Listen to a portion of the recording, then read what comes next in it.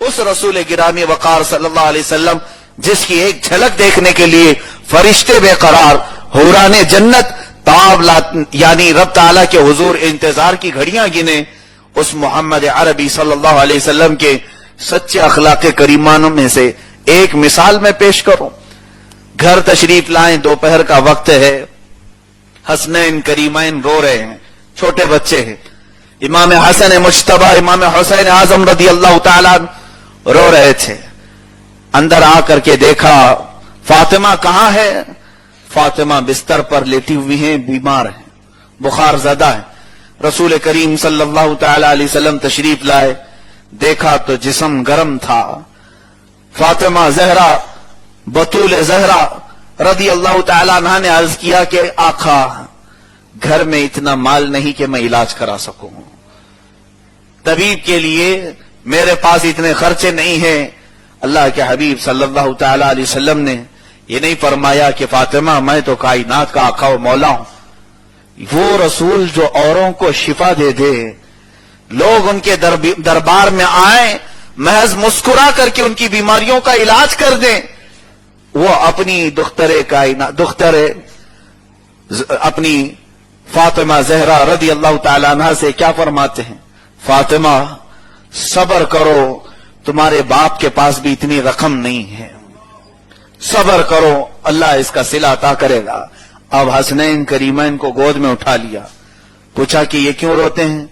कहा भूख की शिद्दत से रो रहे हैं, भूख की शिद्दत से ये रोए जा रहे हैं। हुजूर अकरम सल्लल्लाहु ताला अलैहि वसल्लम दोनों को गोद में उठाते हैं, बाहर निकल आए हैं, कोई नजर नहीं आ रहा था।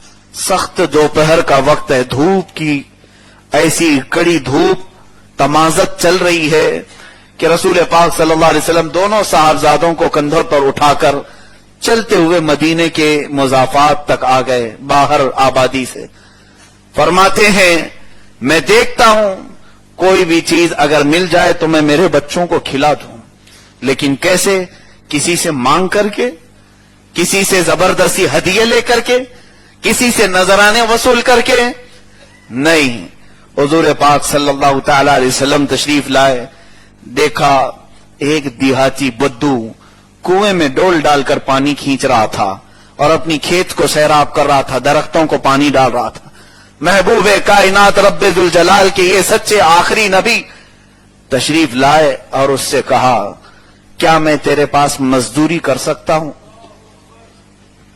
क्या मैं मजदूरी कर सकता हूं? उसने देखा वो नहीं पहचानता था, कहा हां मजदूरी कर सकते हो। कहा तुम पानी डोल निकालोगे, हर डोल पर मैं तुझे 2 खजूरें दूंगा। हुजूर पाक सल्लल्लाहु अलैहि वसल्लम ने फरमाया मुझे मंजूर है, मैं तेरे पास मजदूरी कर लूंगा। और रस्सी ली, डोल लिया। रसूल करीम सल्लल्लाहु अलैहि वसल्लम वो लोग गौर से सुने जो हलाल कामों को हकीर समझते हैं। यहां लोगों को बड़ी बड़ी कंपनियां चाहिए काम करने के लिए, छोटा मोटा काम तो चलता ही नहीं अपने नौजवानों को। ये मेरे स्टेटस के मुताबिक नहीं है, ये मेरे स्टैंडर्ड के बराबर नहीं है।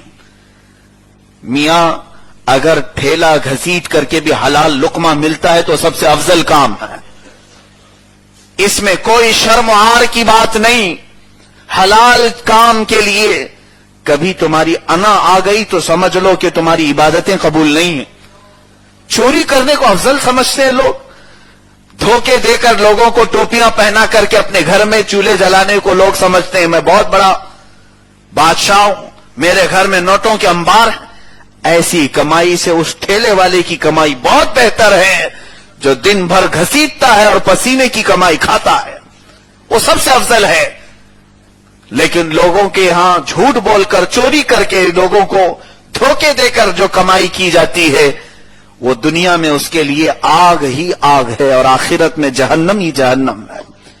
मुस्तफा करीम सल्लल्लाहु ताला अलैहि वसल्लम, रसूल पाक सल्लल्लाहु अलैहि वसल्लम की मकाम और मर्तबे को मैंने पहले बता दिया कि वो कौन रसूल, सैयदुल अंबिया। अरे वो अगर हाथ उठा दे तो पूरे फरिश्ते उतर आए, रब तबारक व तआला जन्नत के खान उतार दे। वो महबूब रसूल अपने शहजादों को लेकर मदीने के बाहर क्यों जा रहे हैं? इस बुनियाद पर कि ये सिखाना कि اپنے آپ کو یہ مت سمجھنا کہ میں یہ کام نہیں کر سکتا، یہ کام نہیں. میرے آقا رسول پاک صلی اللہ علیہ وسلم جب جوتیاں آپ کی پھٹ جاتی تو اپنے ہاتھ سے سل دیا کرتے تھے. تسمہ لگانا خود حضور پاک صلی اللہ علیہ وسلم تسمہ لگا لیتے تھے. یہ حضور پاک صلی اللہ تعالی علیہ وسلم کے اعمال ہے. یہاں تو لوگ اپنے جسم کی کوئی چیز دور کرنے کو بھی عیب سمجھتے ہیں. حضور پاک نے اس دیہاتی سے کہا کیا میں مزدوری کر لوں؟ کہا ہاں. 1 ڈول پر 2 کھجوریں دوں گا. کہا منظور ہے. رسی لی اور ڈول کو باندھا، کنویں میں ڈال دیا اور کنویں سے پانی کھینچتے تھے اور اس کے درختوں کو سیراب کر رہے ہیں. رسول پاک صلی اللہ علیہ وسلم پسینے میں تربتر تھے، سخت دھوپ کی تمازت، اور آپ کنویں سے ڈول کھینچتے جا رہے. کافی وزنی ڈول ہوتا. اتنی محنت کے بعد وہ صرف 2 سوکھی کھجوریں دیتا اور حضور اکرم صلی اللہ تعالی علیہ وسلم کے پیچھے کھڑا، یہاں تک کہ ڈول وہ ایک مرتبہ ٹوٹ کر کے ہاتھ سے گرا.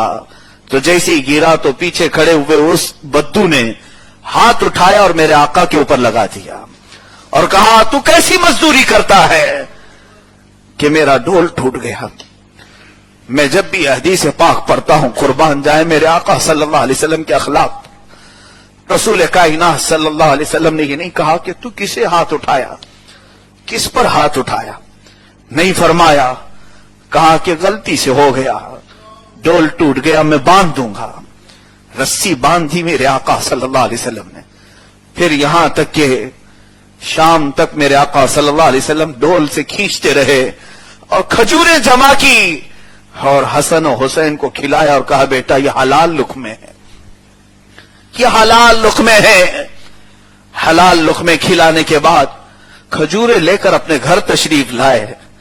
شام کے وقت میرے آقا کی زندگی پر یہ کوئی چیز اثر انداز نہیں ہوئی کہ کسی دیہاتی بدو نے آپ پر ہاتھ اٹھایا ہو.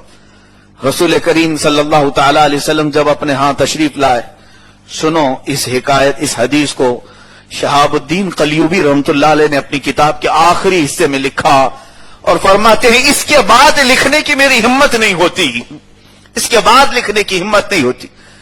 اس دیہاتی کو احساس ہونے لگا میں نے جس کو مارا ہے شاید وہ کوئی اچھا آدمی نظر آ رہا تھا، میں نے جس پر ہاتھ اٹھایا. پھر وہ کہتا ہے دل میں احساس ہونے لگا محمد کے بارے میں نے بہت سنا، کہیں وہ محمد ہی تو نہیں تھے صلی اللہ علیہ وسلم.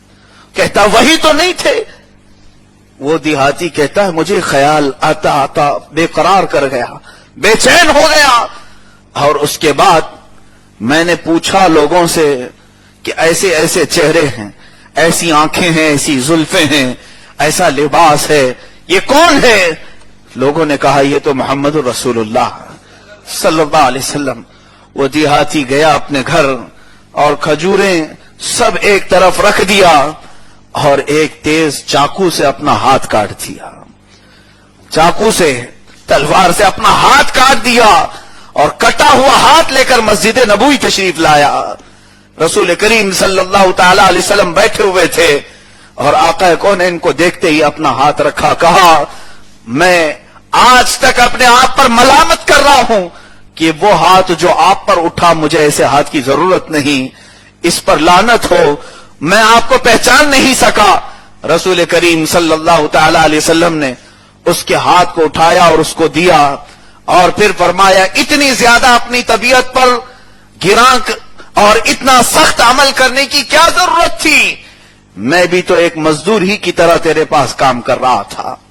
میں نے مزدور جس طرح غلطی کرتا ہے اس طرح سے اگر کوئی چیز کمی زیادتی ہو گئی ہوگی تو اس پر اتنا بڑا تجھے عمل ایکشن کرنے کی کیا ضرورت تھی؟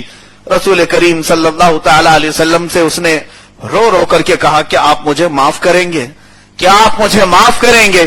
مصطفیٰ کریم صلی اللہ علیہ وسلم صحابہ سے فرماتے ہیں انہو لا یعلمنی، اے میرے صحابہ وہ مجھے پہچانتا نہیں تھا، اس لیے میں نے اس کو اپنا نام تک ذکر نہیں کیا تھا، میں نے اسے یہ بتایا نہیں تھا کہ میں محمد عربی ہوں، میں اللہ کا آخری رسول ہوں. خیر اس سے جو کام ہوا ہے وہ انجانے میں ہوا، اللہ اور اس کے رسول نے اسے معاف فرمایا ہے.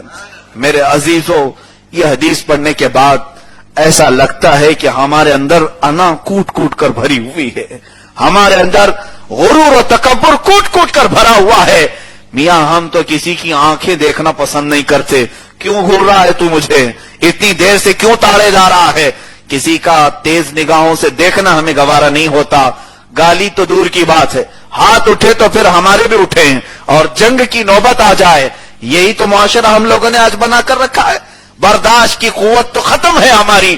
صوفیاء کے ذکر سے مچلنے والے لوگ اہل سنت و جماعت، جو اولیاء کے عرصوں میں کثرت سے حاضر ہونے والے، ان میں سے کسی کے اندر بھی اولیاء کا مذہب آ جاتا تو قسم رب ذوالجلال کی آج معاشرے کی ہر کڑوائی مٹھائی میں تبدیل ہو جاتی.